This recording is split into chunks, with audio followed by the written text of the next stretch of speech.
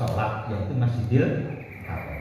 Memang di dalam Madzhabul Arba'ah, ya, kita nggak bahas selain 4 mazhab, itu Syafi'i dengan Maliki itu tetap berupaya kalau sholat di dalam Masjidil Haram jelas langsung menghadap Ainul Ka'bah, wujudnya Ka'bah. Kalau di sekitar Masjidil Haram masih di lingkup kota Mekah, itu menghadap Masjidil Haram. Walaupun menceng-menceng itu tidak dibelatin. Kalau untuk di luar Mekah itu menghadap arah Mekah. Lah ini sudah ada perbedaan pendapat. Arah Mekah itu harus arah yang benar-benar lurus ke Mekah atau arah yang sekedar arahnya sama dengan Mekah. Karena arah itu paling tidak ada 4. Barat, timur, utara, selatan. Tapi kalau dibagi lagi jadi 8 penjuru mata angin. Dibagi lagi menjadi 360 derajat atau 360 arah kalau kita pakai derajat. Jadi ini kompas busur ya, busur yang lingkar ini 360 derajat. 0 derajat itu adalah arah utara. Sudah kesepakatan, sudah dari zaman Yunani sebelum Islam. Ya. Terus arah timur itu berapa? 90 derajat. Siku. Arah selatan 180 derajat. Arah barat ditambah 90 berarti 270 derajat. Kembali lagi ke utara 360 derajat atau 0 derajat, kembali ke 0. Jadi 360 arah kalau menurut kompas. Syafi'i sama Maliki itu harus berupaya betul menyesuaikan arah kiblat benar-benar presisi ke kota Mekah. Karena itu harus benar-benar dihitung. Sedangkan mazhab Hanafi sama Hambali yang penting arahnya, karena barat ya barat. Itu secara umum, tapi di anggotanya mazhab Hanafi sama Hambali yang anggota ulama yang ada yang mendukung pendapatnya Syafi'i dan Maliki. Lalu kita sebagai penyuluh ya kita harus ambil tengah-tengah. Kita harus moderat. Kita upayakan memang benar-benar harus lurus ke arah Mekah atau Ka'bah. Kita upayakan. YouTubernya sudah ya. YouTuber yang lain buat laporan nanti bisa disyuting ya. Paling enggak seperti itu. Tetapi kalau memang ada yang menceng, ya kalau memang kesepakatannya takmir seperti itu, ini adalah kiblatnya ya kita ikuti takmir. Karena yang menguasai masjid itu, yang mengelola adalah takmir masjid. Jangan sampai takmir masjidnya kiblatnya ini kita buat kiblat sendiri. Jangan sholat buat kiblat sendiri. Kalau nggak mau ya jangan sholat di situ aja. Kita percayakan kepada takmir. Takmir sudah berupaya sholatnya kiblat ini ya ini. Walaupun kita tahu kiblatnya menceng. Cara kita harus moderat seperti itu. Jadi jangan terlalu kaku. Tapi sudah banyak takmir yang sadar. Tapi kita nggak nuduh takmirnya nggak sadar ya. Masjid Wali Songo itu hampir semuanya presisi. Masjid Giri saya sudah pernah saya ukur. Masjid Kanjeng Sepuh yang agak baru kan termasuk wali ya Kanjeng Sepuh. Masjid Kudus, Masjid Ampel dan Bolong itu. Gak tahu gimana dulu kok bisa benar-benar presisi ke arah kiblat, bukan ke arah barat, tapi ke arah kiblat.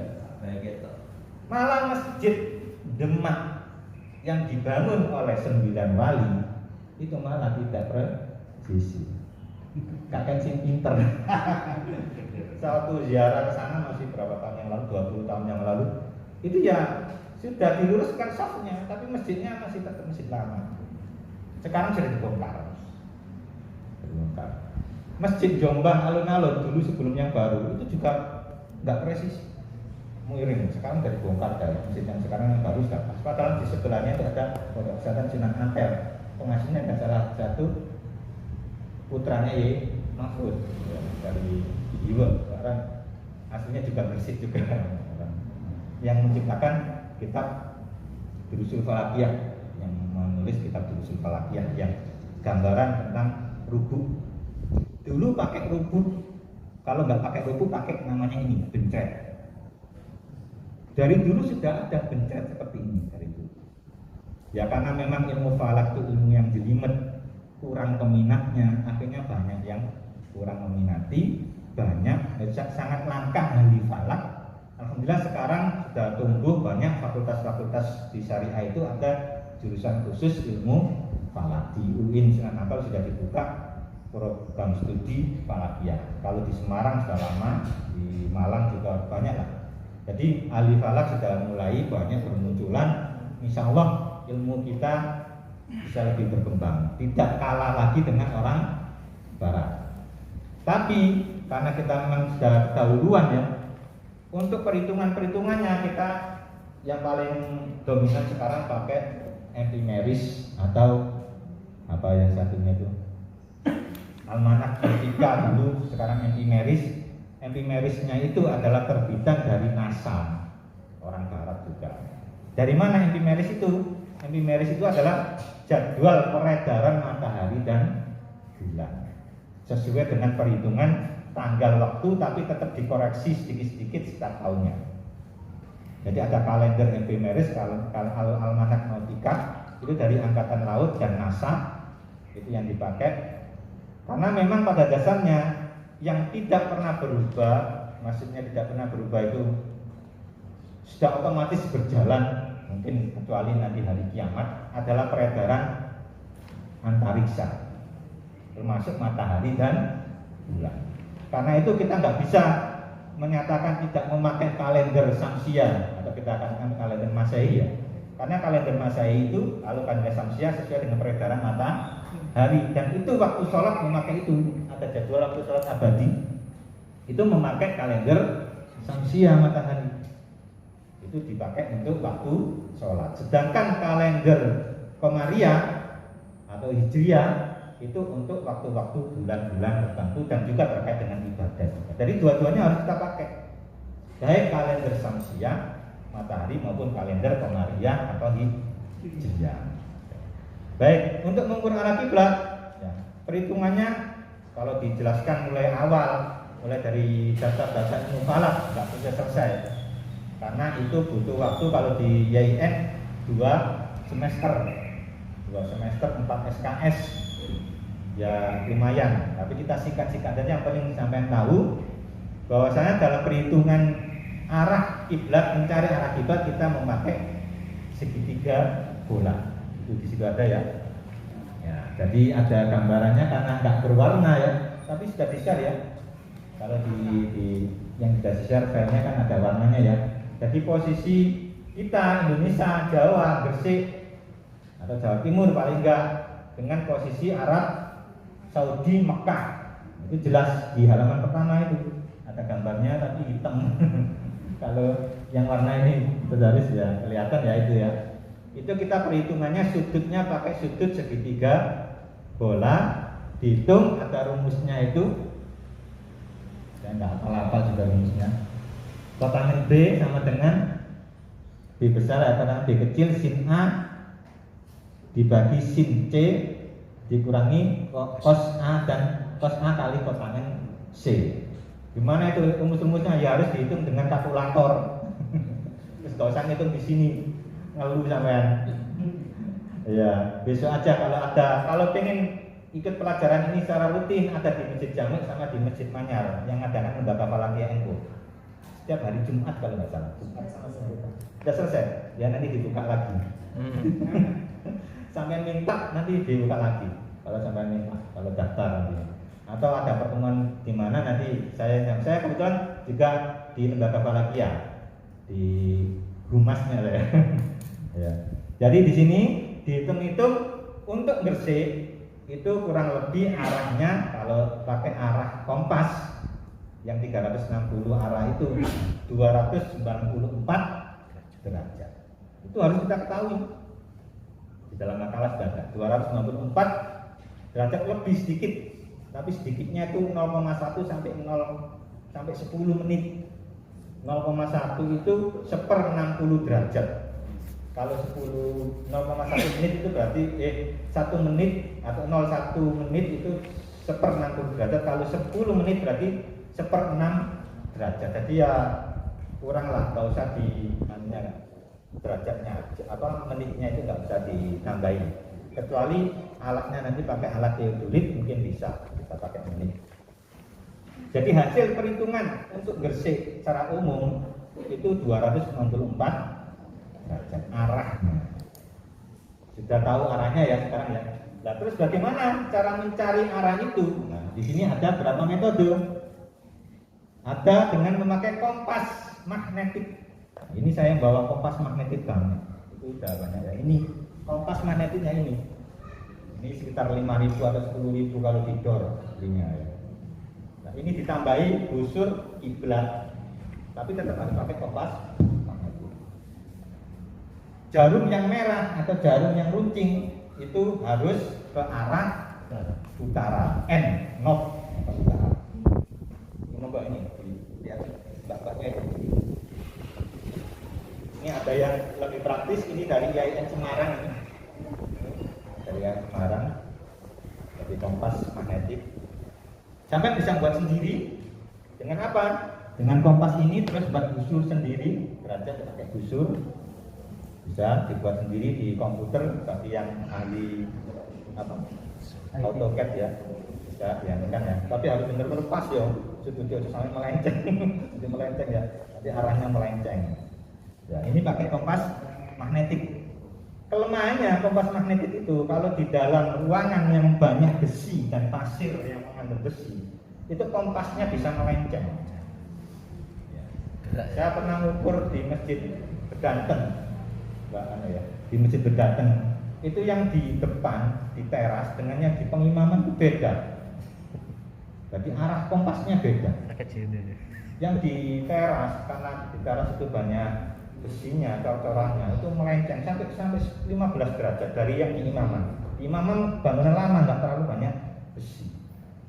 Bisa sampai melenceng 15 derajat. Ya nggak mesti ya. Kadang-kadang nggak mesti, kadang-kadang ya nggak pas. Karena itu kita tidak disarankan memakai kompas kayak gini, kompas magnetik, kecuali pada kondisi darurat atau di lapangan atau waktu penjelajahan jalan-jalan kemana gitu. Masalah pakai kompas ini karena nggak ada pengaruh besi. Kompas magnetik pun itu di wilayah khususnya di Jawa Timur itu ada koreksi 1 derajat, dikurangi 1 derajat. Jadi kalau pakai kompas magnetik mestinya 294 derajat, itu dikurangi 1 derajat. Jadi 293 derajat. Namanya deviasi magnet. Ya. Kenapa?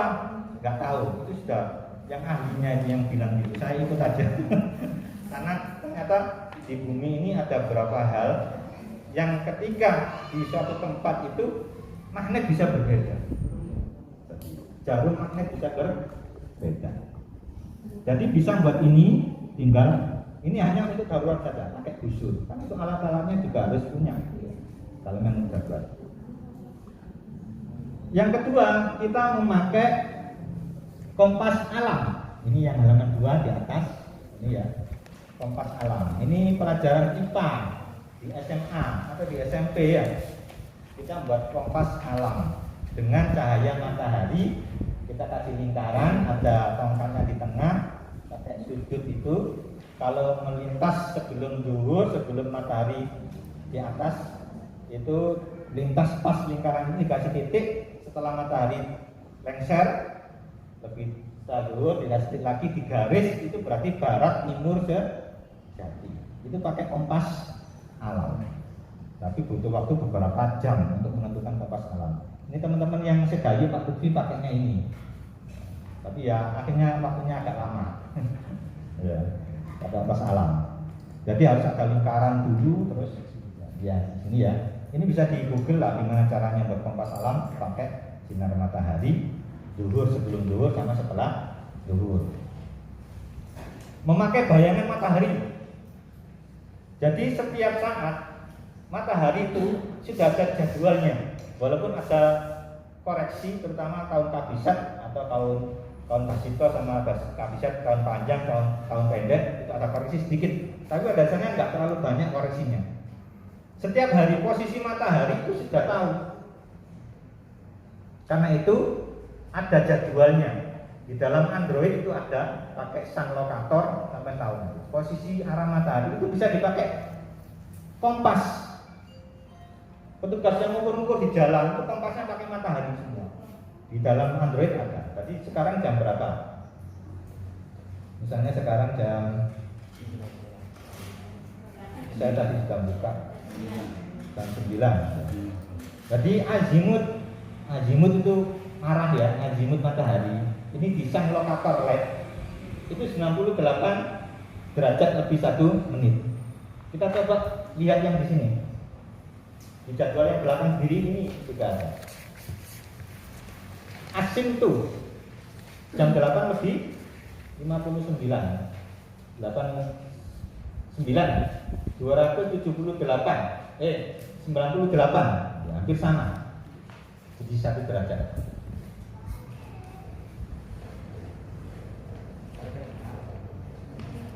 Oh ya, di depan.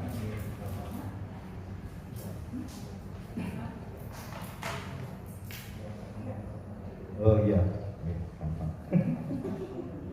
Jadi yang makalah yang terakhir sendiri itu adalah jadwal posisi matahari. Irtifa itu ketinggian matahari, tingginya dari horizon timur ke atas itu irtifa namanya. Berapa derajat ketinggiannya? Asympto itu azimut. Kalau dalam istilah falak azimut, asympto dalam falak Islam itu arah posisi matahari. Asympto. Misbah atau misbalah itu bayangan matahari. Arah matahari bisa ketemu bayangannya, berarti ditambah berapa derajat?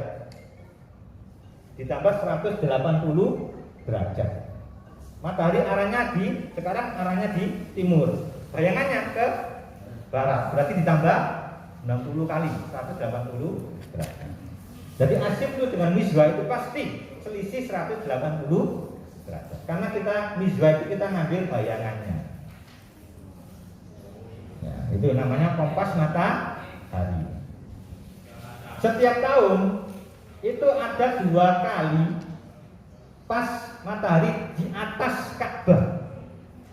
Itu bisa dipakai untuk meluruskan arah kiblat, yaitu pada tanggal 28 Mei jam 16 lebih 18 menit, jam 4 ya, sore lebih 18. Dan tanggal 16 Juli jam 16 lebih 27 WIB. Jamnya juga harus pas, jangan sampai jamnya sampai molor. Kalau molor 1-2 menit masih mending. Kalau molornya 5 menit sudah berubah, atau 10 menit, atau jamnya keliru, jam 3 dianggap jam 4. Ya bisa berbeda ya. Nah itu salah satu cara mencari arah kiblat, itu pakai waktu ini dengan tongkat yang harus tegak lurus, atau di tongkatnya karena sore ya harus di sebelah sana ya.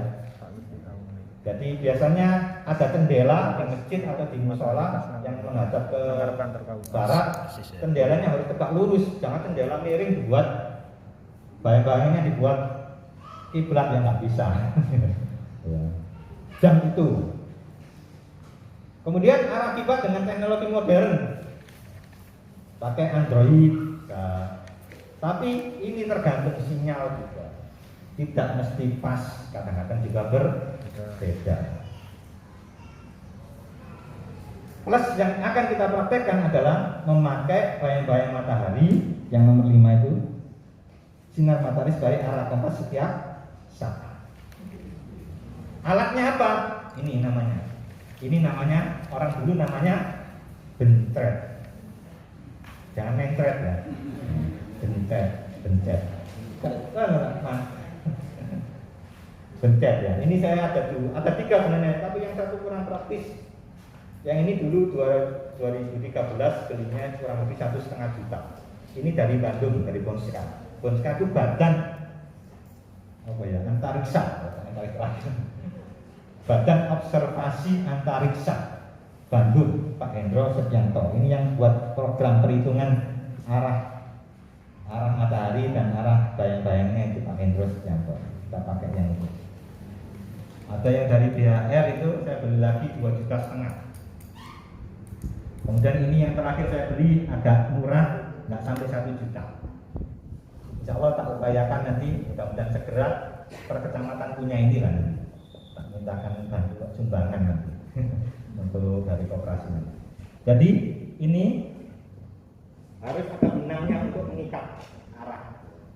Jadi nanti ada sinar matahari diluruskan, itu arahnya jamnya berapa, arahnya berapa, baiknya itu diputar. Arahnya. Nah berarti sudah sesuai dengan arah kompas.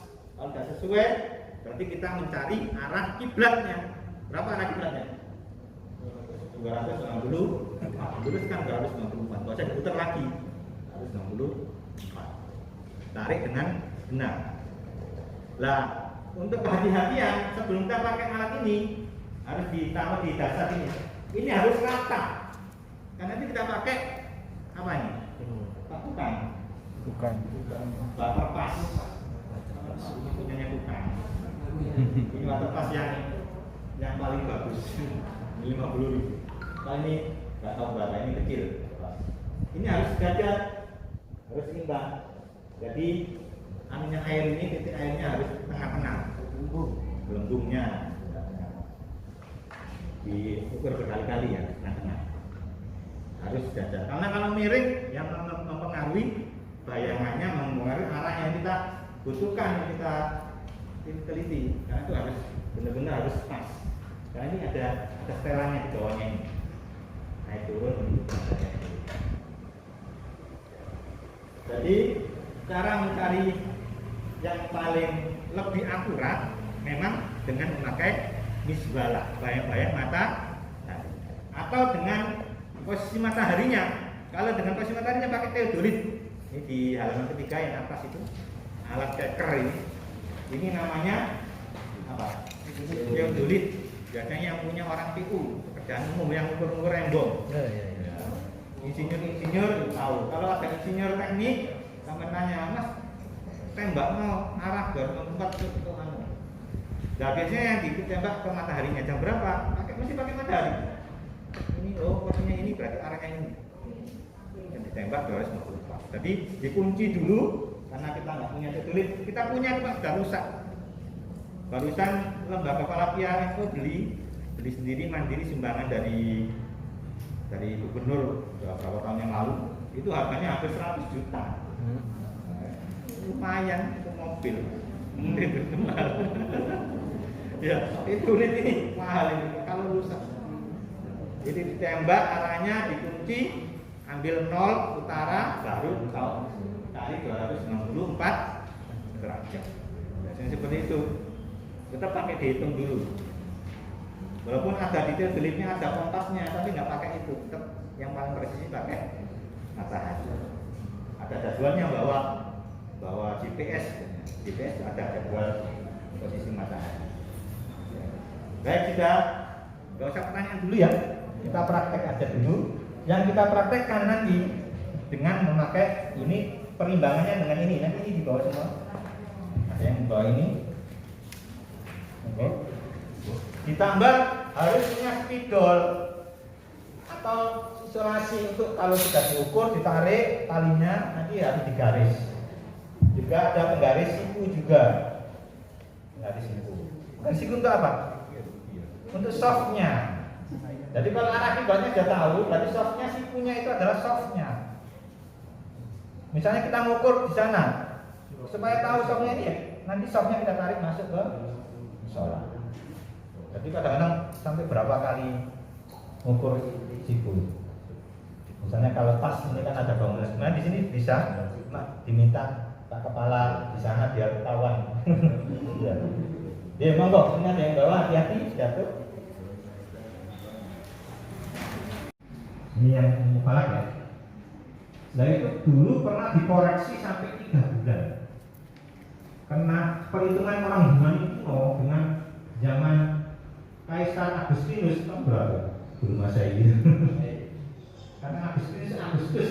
Kalau nggak salah Kaisar Agustinus Yunani ya. Itu dikoreksi kurang lebih sampai 100 hari lebih. Dulu orang Yunani sebelum Islam datang atau menjelang Islam datang itu bulannya hanya 10. Setelah Islam ternyata kurang tepat, akhirnya jadi 12 sesuai dengan firman Allah tadi. Inna idza tasudi inna Allahi sinasara sawa 12, artinya di 12. Yang pas perhitungannya 12. Baik kalender Syamsiah matahari maupun kalender Komariah bulan atau Hijriah. Jadi pas loh, kok selisih ya tanggal 1 Maret. Akhirnya ditambahi bulan, tambahnya bulan Januari sama Februari tambahnya itu. Tapi Februari nggak cantik tambahnya. Ada yang 28 hari, ada yang 29 hari. Itu terus dikonversi dengan kalender Hijriah, dengan kalender Komariah itu ada perhitungannya juga. Jadi saya ada alatnya, saya bawa itu, ada perhitungannya dengan plus perhitungan hari Jawanya. Jumat Wage, Jumat Legi itu ada perhitungannya. Dan untuk dasar awal Falakiyah itu pasti menghitung hari itu. Tanggal sekarang 20 Oktober 2020 itu hari Selasa apa? Lagi kalau nah itu dihitung juga, orang Jawa itu juga menghitung. Berapa hari Jawa ada berapa? 5. Hari umum ada 7, sama hari Arab juga ada 7. Itu ada perhitungannya juga. Karena ada perhitungan-perhitungan itu sehingga ada namanya kalender urfi. Apa namanya? Kalender kebiasaan ada. Tetap kita harus memakai kalender urfi untuk menghitung awal bulan. Awal bulan itu Ru'yatul Hilal harus tanggal 29. Jangan Ru'yatul Hilal tanggal 30. Ya percuma. Ya pasti kelihatan. Ru'yatul Hilal harus tanggal menjelang tanggal 29 atau tanggal 29. Jadi besok itu masih masuk atau belum. Kalau besok ternyata belum kelihatan hilal, berarti besok ditambah 1 hari jadi 30 hari. Itu dihitung melalui kalender urfi. Itu dalam ilmu falak. Ayo monggo, ini ada problematika, monggo bisa dilihat-lihat. Tadi yang kecil tadi yang kita gimana? Oh ini dia monggo. Ya, kalau di dalam masyarakat, kita sering melihat ya, sebagian shopnya itu dikirimkan. Imamnya lurus, seharusnya lurus itu sajadahnya dikirim-kirim. Itu bagaimana menyikapi yang kita lihat itu? Karena itu perlu dipanggil yang ahli. Diumumkan kepada jamaah. Namanya salah satu tugas takmir kan menerangkan hari jamaah untuk ibadah. Kita panggil yang ahli, diukur, diumumkan. Kemarin sudah kita panggil, atau besok akan diukur oleh tim dari Kementerian Agama atau tim dari lembaga falakiyah itu apa terserahnya ini yang ahli. Jam ini. Panggil nanti jamaah saya yang hadir. Ayo mengetahui nanti dia tanya jawab ini habis takut. Kalau kita di Kementerian Agama ya harus moderat, jangan terlalu waktu-waktu. Sak seorang luar itu lihat. Jadi memang dalam madhab itu kalau kita pakai Syafi'iyah, ya usahakan sepersis mungkin. Ya tadi bukan ini pendapat pribadi ya, bukan pendapatnya ahli ya. Kalau yang ahli ya harus pasti. Ya kurang lebih 1-5 derajat ada selisih itu maklum. Kenapa? Karena kita nggak bisa pas benar. Ini aja belum tentu pas benar. Masih 1-2 derajat masih dimungkinkan selisih. Pakai alat apapun, namanya alat apapun, itu pasti harus ada observasi lanjutan. Karena itu saya bukan harus Ru'yatul Hilal. Ru'yatul Hilal itu adalah pembuktian dari teori. Tetap harus dibuktikan ya. Cukup dihitung aja, tidak. Namanya teori itu pasti berubah, walaupun sedikit. Ada koreksi kayak tadi. Tahu masa ini koreksi 100 hari, dikoreksi lagi 1 hari, dikoreksi apa lagi?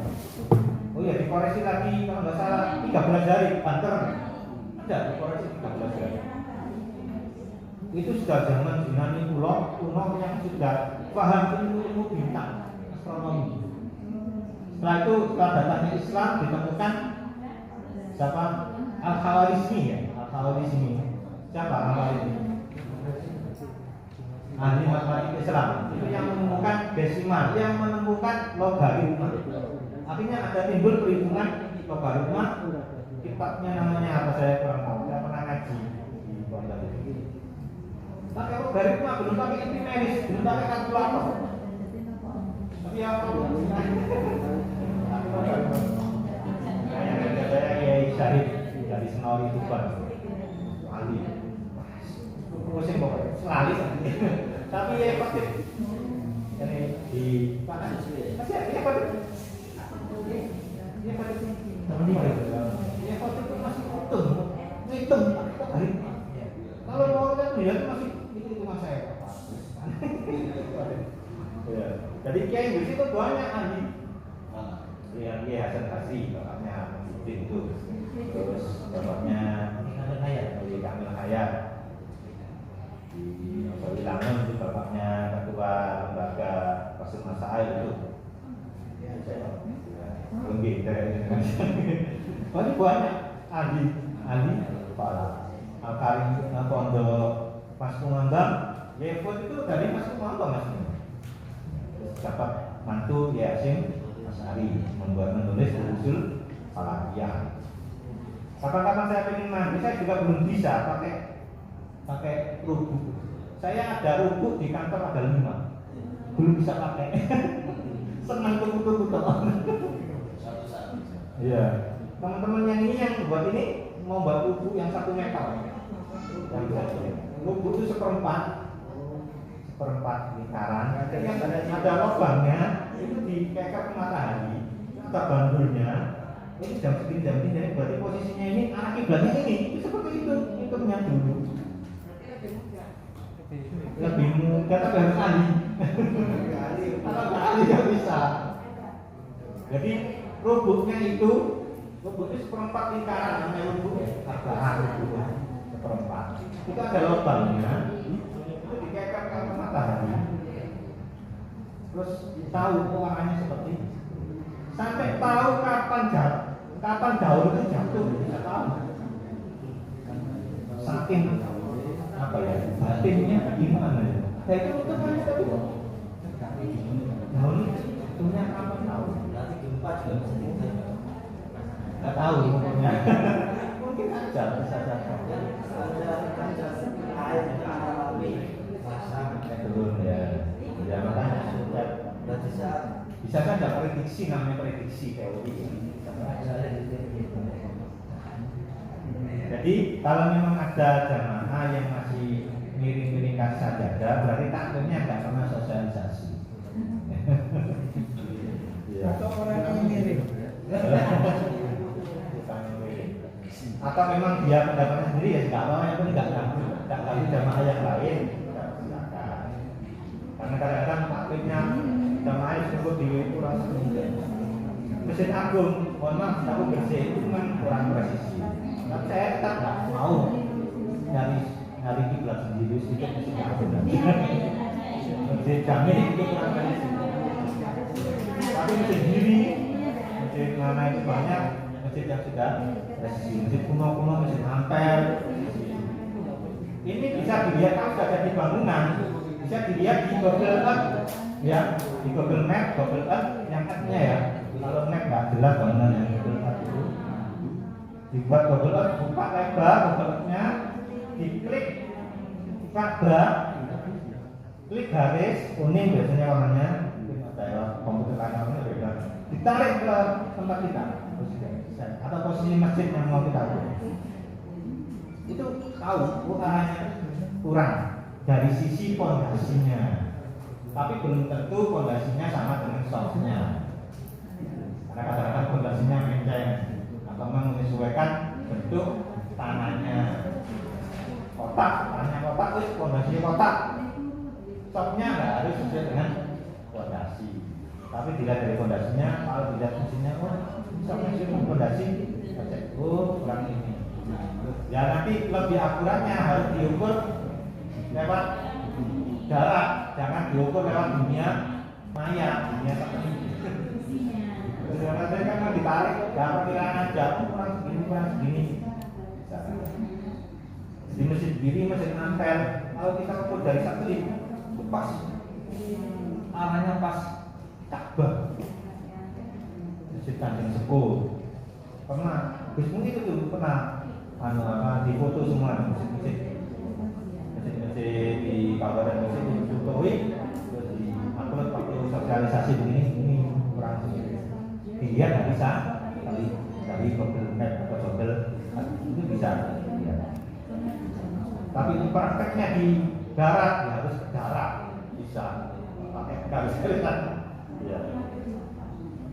Monggo ada lagi pertanyaan lain, banyak problemnya.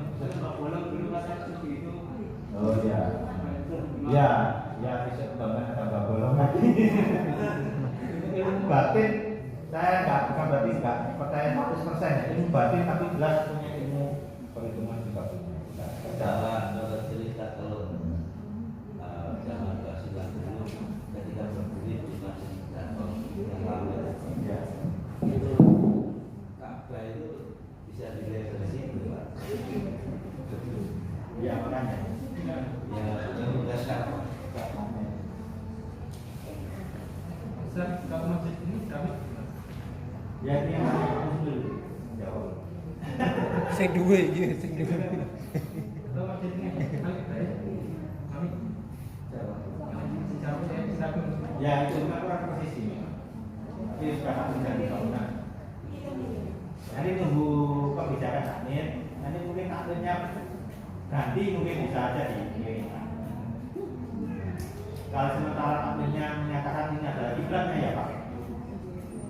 Nah, jangan meremehkan takmir dulu deh. Takmir itu nggak sembarangan. Dulu juga. Pak, satu waktu Kita coba menghormati pendapatnya takmir. Jangan sampai kita nggak sholat sendiri. Kok saya kita menginginkan? Bisa. Kita mengikuti apa yang digariskan oleh takmir. Kiblatnya ini insya Allah juga sah. Jadi kita harus moderat, jangan terlalu kaku. Kalau menghadapi hal-hal yang dilakukan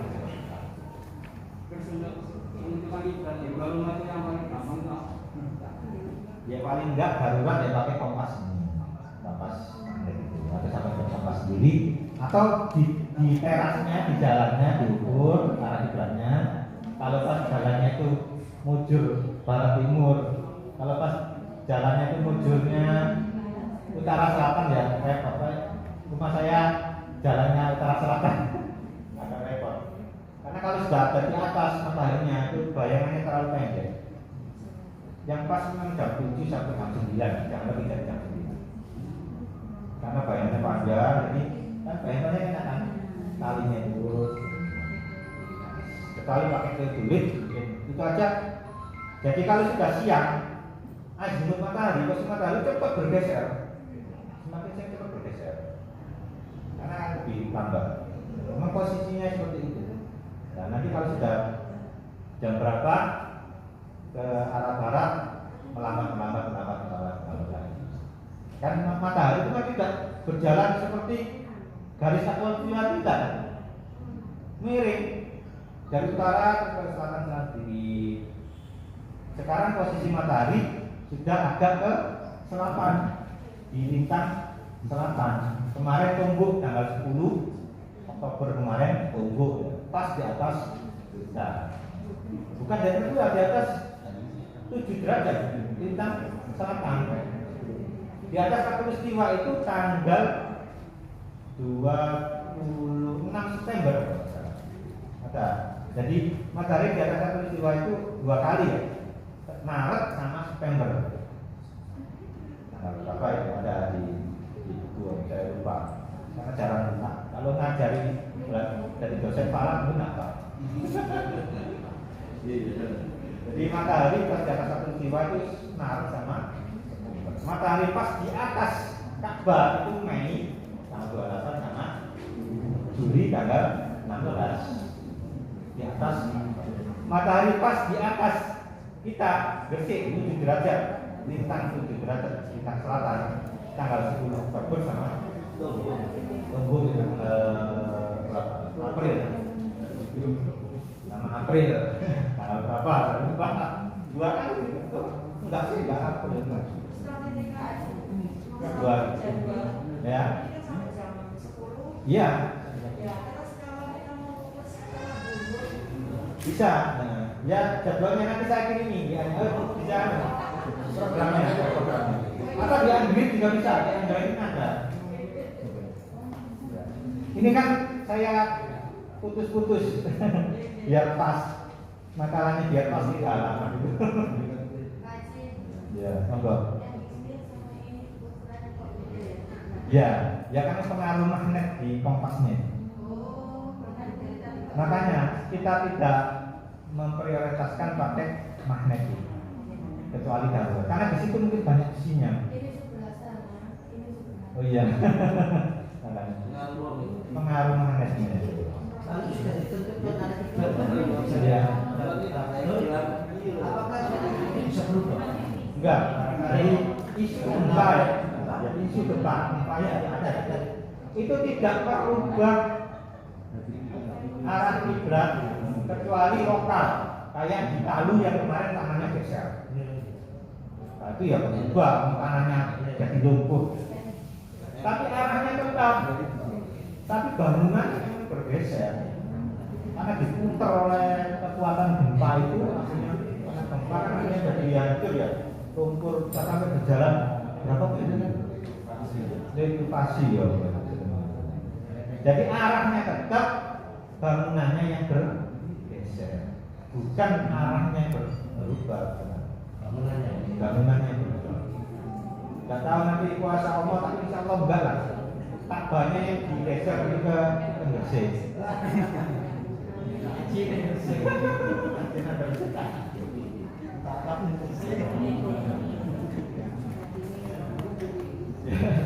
Kan karena pikiran apa ya, dibuali kayak pohon itu, pohon besar itu dibuali langsung sosak, atau di bawah pindah.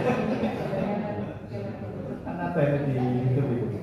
Jadi memindah pohon itu besar itu, sampai kayak di pindah sama konflik sama traktor apa itu, beliku, pindah. Kabar dipindah. Kalau Ka'bah itu nggak bisa dipindah karena fondasinya sampai ke bawah. Jadi fondasinya Ka'bah sampai ke pusat dunia. Dilihat dari sumur Zam-Zamnya, sumur Zam-Zam itu ternyata fondasinya sampai ke bawah. Tidak ada yang tinggi sampai berapa ratus meter kan? Nggak atas itu. Fondasinya, tapi kalau dalamnya nggak jalan. Cuma fondasinya itu kan sampai ke bawah sumurnya. Sumbernya dari mana? Kurang tahu. Yang jelas ada khusus sumber khusus. Dan pernah ngajak juga kan pernah zamannya Khalifah siapa itu? Pernah banjir juga. Tapi banjir kenapa itu?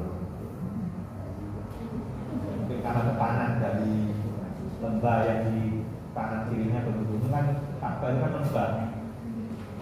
Wadi wadi. Ada lagi yang ditanyakan? Kalau di desa-desa itu dalam masyarakat mungkin kalau kita sendiri sebagai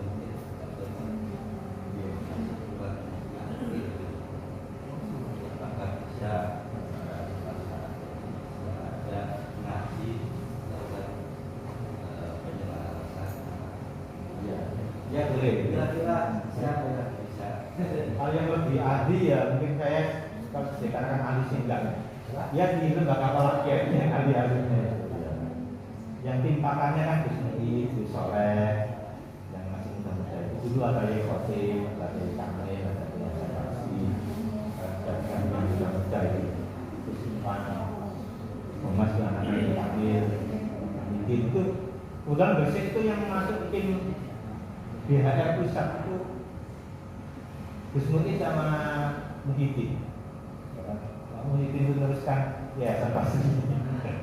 Itu ahli falak, meneruskan anaknya itu. Jadi kalau ada rapat tingkat nasional itu pasti diundang dua orang. Paling nggak Gus Muri-nya, karena yang lebih pakarnya dari sisi IT juga Gus Muri. Padahal itu lulusan langitan, nggak pernah mondok, nggak pernah sekolah umum. Tapi bahasa Inggris, bahasa programmer itu apa gitu. Iya kan? Iya. Nyatis TV pinter.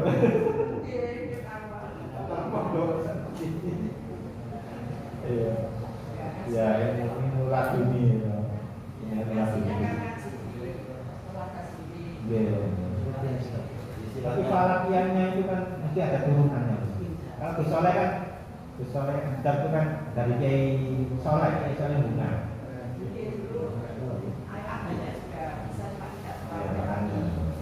Di Bunga banyak juga yang pakai. Kalau saya, kita karena di KUA kebijakan aja, masalah kebijakan dan moderasi yang kita. Jadi ya,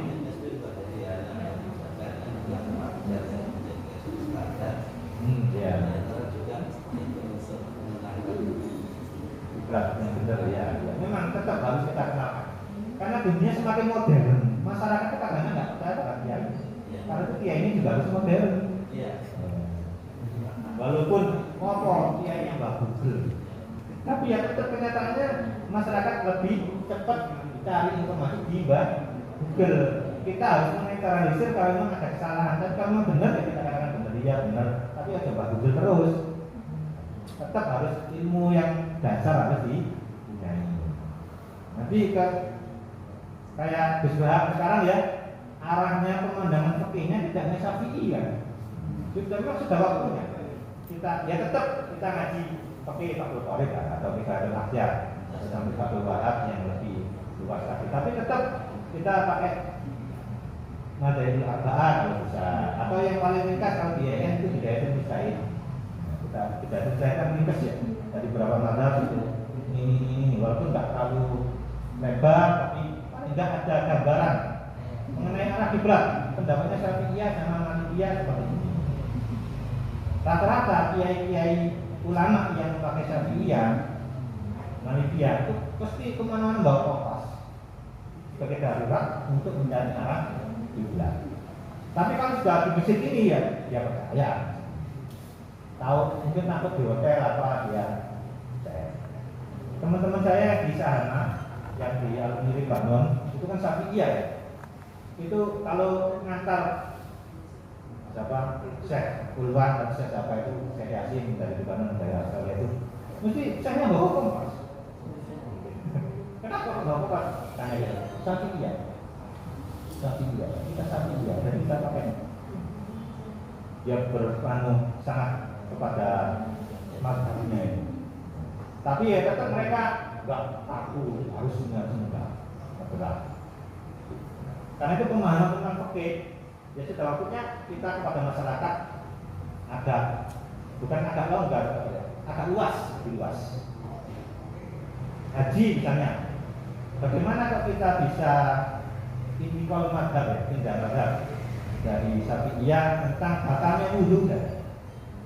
Diskusi fikih dari batalnya wudu.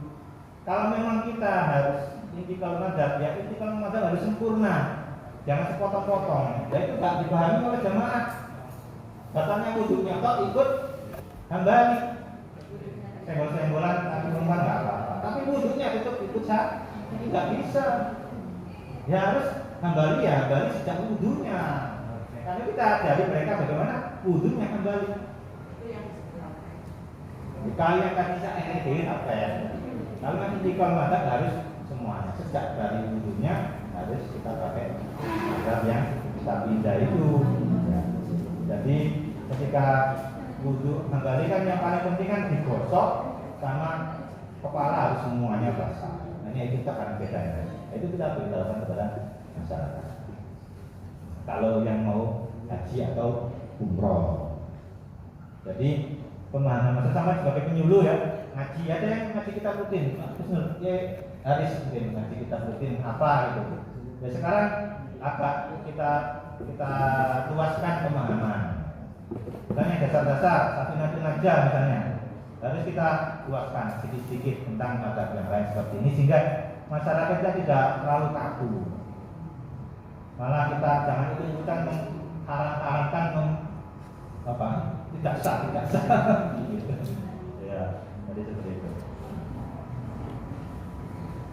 Nah, monggo, ada lagi yang ditanyakan sambil nunggu nasi, nunggu nasi.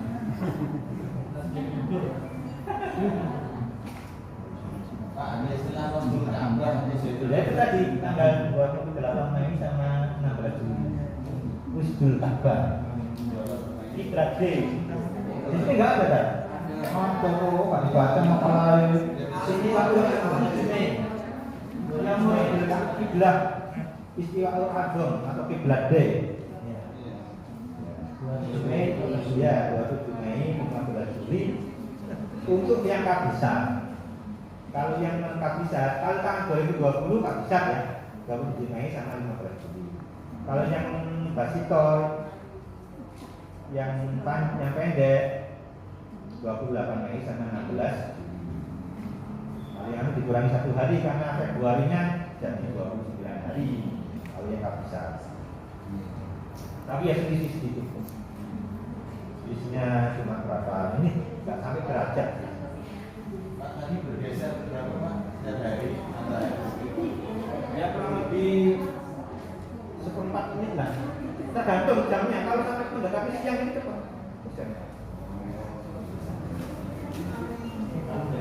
Kalau ini kan kalian bisa lihat ya di jadwal kalian nanti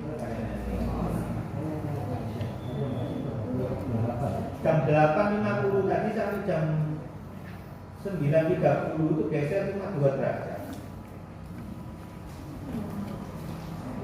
Tapi 9.35 sampai jam 10 itu geser 4 derajat. Itu kan tambah geser. Nanti siang gesernya tambah. Karena arah itu azimut atau arah itu sesuai dengan horizon. Jadi horizon itu titik dasar arah itu mulai dari utara sana 0 ya 0 sana 90 berarti timur, sana selatan 180 270 kembali lagi 380 itu arah horizon. Jadi semakin tinggi matahari itu cepat geser, biasanya cepat arah. Irtifaknya itu standar kalau irtifaknya 54, 55 itu sesuai dengan detik memang irtifak karena sesuai dengan jam. Jadi mulai matahari terbit sampai matahari tenggelam itu kurang lebih 12 jam. Tapi yang nggak pas 20 jam, akan sampai 13 jam tergantung posisi matahari. Kayak sekarang bintang selatan yang matahari di selatan itu siangnya lebih panjang. Jadi terkait waktu sholat. Kalau bulan sebelum September sampai bulan Maret itu matahari ada sampai bulan Mei itu matahari ada di sebelah utara, musim panas dari sana. Sekarang mulai musim dingin di daerah Eropa karena mataharinya ada di selatan. Terus waktu sholat ya, saya tanya, waktu sholat di kutub bagaimana? Di kutub itu bisa aja 3 bulan tidak kelihatan matahari sama sekali. 3 bulan kelihatan matahari terus, tapi nggak ada isya sama subuhnya. Gitu. Gimana ya? Jawabannya gimana? kayak istilah Ya, kita mengikuti waktu yang hampir normal. Kalau kita puasa di daerah Alaska, pas puasa itu mataharinya ada di daerah utara, yo bener foto-fotonya 90 jam. Mas jadi kalau sahur meneh. Buka sahur meneh. Ya kita ikuti yang kesepakatan ulama sana bagaimana, kita harus ikuti ijma. Ya, ijmanya di mana? Dari Alaska misalnya, ikut ke arah agak ke selatan. California atau apa nggak sampai ikut yang di daerah katulistiwa kita. Kali itu ya beda sekali, tidak sesuai dengan waktu sholat, terlalu jauh waktu sholat. Jadi mengikuti. Atau mungkin sekarang yang terbaru, dimana saya juga belum ada bahasan yang mungkin hotel yang ada di Emirat Arab itu kan berapa tingkat itu?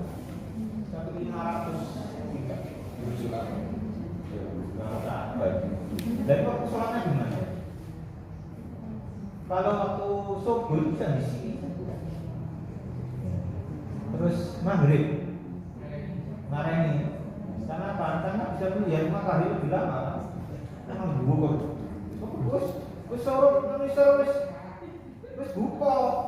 Lupa saya belum kali. Gimana? Kita belum tahu tuh yang ulangannya. Cari deh. Saya pernah baca Pak ya, di Norwegia itu apa yang siang terus itu Ya. sampai sholat isya ketika masih ada matahari. Iya. Kesepakatan ulama Ulama. sama. Jadi kira-kira ada sendiri. Emirat itu kan hampir rata juga kan. Misalnya bakal yang 500 tingkat. Jadi lantai bawah sudah buka, lantai yang 500 nunggu 10 menit lagi baru buka karena masih kelihatan matahari. Jadi turun dulu kalau Itu ada 500 tapi tingkat ya? tingginya dari 500 kali satu lantai itu 5 meter. Berarti berapa? 1.500 setengah di atas. Karena kan masih itu. Jadi oke itu memang harus berkembang, nggak bisa kita harus tak bisa satu namanya fikih itu harus berkembang. Karena itu perlu kita belajar usul fikih dari dalam pengetahuan hukumnya biar nggak macam-macam nggak karena harus usul fikih. Nah bapaknya usul fikih yang menulis secara ringkas itu adalah Syafi'i. Jadi sebelumnya Hanafi sama Maliki sudah ada usul fikih belum ditulis dengan kitab Arisalah itu Syafi'i usul fikihnya Syafi'i. Karena itu banyak orang yang lebih condong ke Syafi'i dari sisi pemikiran bermadhab tapi tidak ambil madhabnya. Karena kadang-kadang Syafi'i juga terlalu perubahannya terlalu cepat juga. Jadi Syafi'i kan ada qaul qadim, ada qaul jadid. Ketika Syafi'i di Mesir, ketika Syafi'i di Baghdad, karena kondisi lingkungan. Al-hukmu yang dulu ma'ilatihi adaman ma'ujudan. Ada perbedaan bias. Lagi yang ditanyakan di sekolah Pak Mungkin Nggak usah repot-repot Kiai. disuruh nunggu Pak. Ya, monggo masalah lainnya nggak apa-apa selain masalah kiblat. Berkenaan dengan kalau ini Pak, kebutuhan seperti apa, ya, puasa,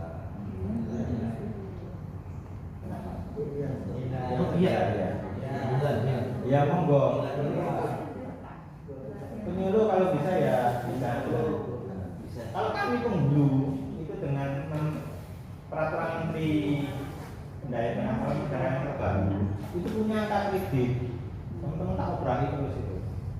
Dan setiap sekali Rukyatul Hilal itu dapat kredit 0,14.